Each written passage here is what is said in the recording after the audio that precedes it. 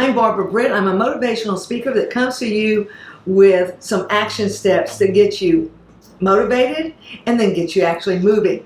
I do consulting with companies where I come in and do culture changes, helping to increase the value that's added to your employees, your staff, and yourself, and also to let everyone utilize their strengths and talents. When that happens, your customers, your clients, your patients will receive benefits that will keep them coming back to you time and time again.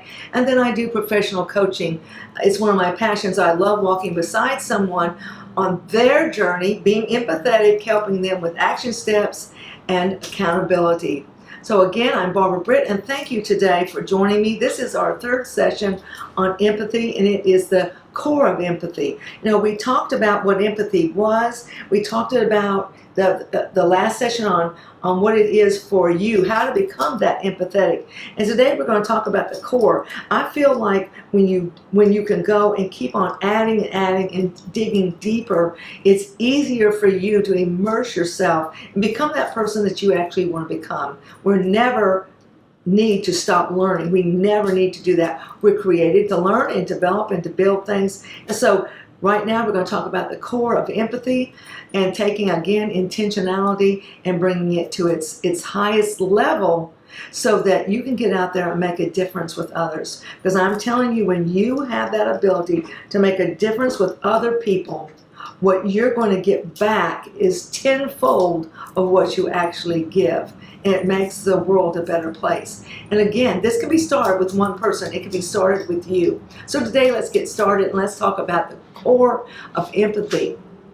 Too often, a lot of people don't understand the total benefit of, or the power of a touch. A single touch can make you feel so entirely different. It can take away your pain completely. Have you ever been by someone that just absolutely has that in their ability? I used to go to a lady that just did facials, but when she would touch my shoulders, I would absolutely feel every bit of destructive energy in me, everything that was negative in me would honestly, you could just feel it leaving my body.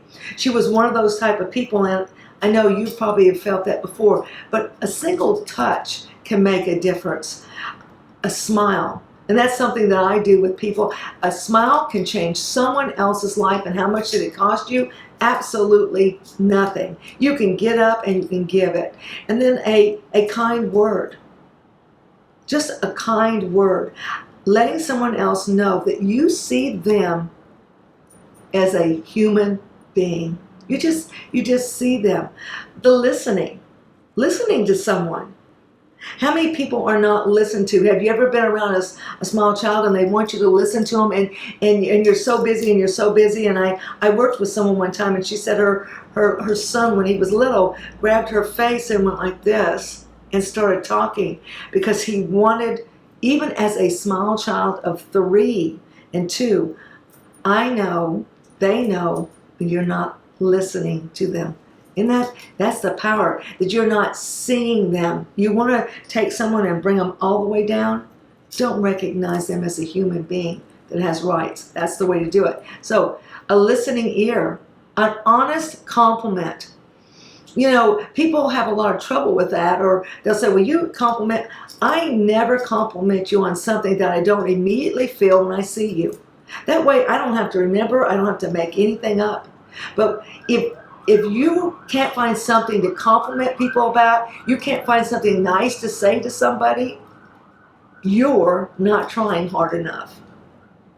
I heard that on a Kid President. And what he said, if you can't think of something nice to say to somebody, you're not trying hard enough. And he's right on that. And then, or the smallest act of caring, and gives all the potential in the world, a small act of caring, and to actually turn someone's life around. Do you know that you can do that with one of those small acts we just talked about? And all of them didn't cost you 1 penny. Didn't even cost you a lot of time. Put your smile on, feel it, lift it up, allow it to lift you up, and then just go and do your business of the day. Didn't take any time, didn't cost any money, it didn't take anything from you, but it gave so much. And that's why Leo Buscalero said that one, and I love that quote. The next one is the last one, and I really do like this, and this came from Lewis C. Clark, and he says, the only time to look into your neighbor's bowl is to make sure that they have enough. The only time to look into your neighbor's bowl is to make sure that they have enough. During this virus, during the things that we have, do they have enough? Don't look into your neighbor's bowl to see if they have more than you. Don't look into your neighbor's bowl to see if they have more than you. Because when you do that, you're in competition, you're in comparison, and you're in a destructive mode. Look into your neighbor's bowl. Look into the people across the ocean from us. Look in your neighborhood. Look at the children around you. Do they have enough? Never compare what you have to what they have. That's not being empathetic. The next thing that I can say, these are some exercises that you can do, and that is to listen, and then listen. I'm a fixer. So if LA came in today, which he did not, and said, Barbara, I have this problem, I would almost immediately think, okay, how can I fix this problem? What can I do? What do I need? I become a fixer. I don't have to fix. I don't have to fix or do that unless he asks me to. But what I do have to do is I have to be an empathetic. I have to listen to what he is saying. I have to see what he is seeing. And most importantly, I have to know what's in his heart. I don't have to fix it. Most people really have the answers already. They just need someone to listen to them. So let's think about that, and don't run in there to fix it. Sometimes I think I'm a carpenter. I'm wanting to build mountains. I'm wanting to build big sand dunes. I live on the beach, so I want to build huge sand dunes to withstand the storms. I'm not there to have to fix. I'm there to listen, and listen. Next thing is talk to people. Just talk to new people. Don't stay in your bubble. Make sure when you get someplace new, you go, I don't know any of you here. I'm going to go out and I'm going to meet someone. I love this saying more than anything. It says, talk to new people. The core of empathy is curiosity. I can't have empathy for you if I don't even ever talk and then listen to what you have to say. It's curiosity. Not curiosity so I can see how I'm better than you or how I can spread what you share with me, but curiosity of what makes you unique. Because we all are unique and we all have great things. So think about that. The core of empathy is curiosity. Number 2 is experience someone else's life. Again, you already know me from now on. This is the third one. I do not believe you can walk in someone else's shoes. I hate that statement because I think it gives us the power to be better than someone else. And we're not. Just like I really, truly cannot walk in your shoes. Why? Because it's too darn easy to get out when the going gets rough. And that's what we do because we're humans. We get out when the going gets rough. But I can know what hurts you. I can know what causes you happiness and joy. I can know that I need to listen to you and not be that perpetrator that keeps on putting that on top of you day in or day out or saying, that's just the way it is. No, it's not. Being empathetic means stopping it right now. You, in your spot in life, in your area, stop injustice. Stop pain or hurt right now. Stand up for it. That's the core of empathy. Join forces with other people. Join forces for a shared cause. I love, someone will tell me something and I will go work on that. I have a great friend and her name is Linda Knapp, and she joins me every year for my cause. It's my cause. She joins me to uplift and to help me on that cause. It's not her cause. she joins me. And then we get together and then we just start thinking of great things to do. And I want to tell you what, that cause that night allows Linda and I to go out and earn a lot more money to put towards that program that is my passion. You know, share a joint cause. Share a cause with someone. It's amazing what we will build and develop on that. The next one is admit. Number 4 is admit your bias. We are. All of us are. We're human beings. We're imperfect. And so when we get up, we're going to have biases. The hardest thing is to actually say you have it, acknowledge it, and then take action. I can't just say, yeah, I'm biased about that. Too bad. You know, I don't care what you think about it. That's the way I'm born. And no, that wasn't the way you were born, but it is the way you've made choices. So admit your bias. And I'll tell you what, is it fun? I would say no. It is not fun to take that look into yourself, but it is necessary. It's not fun.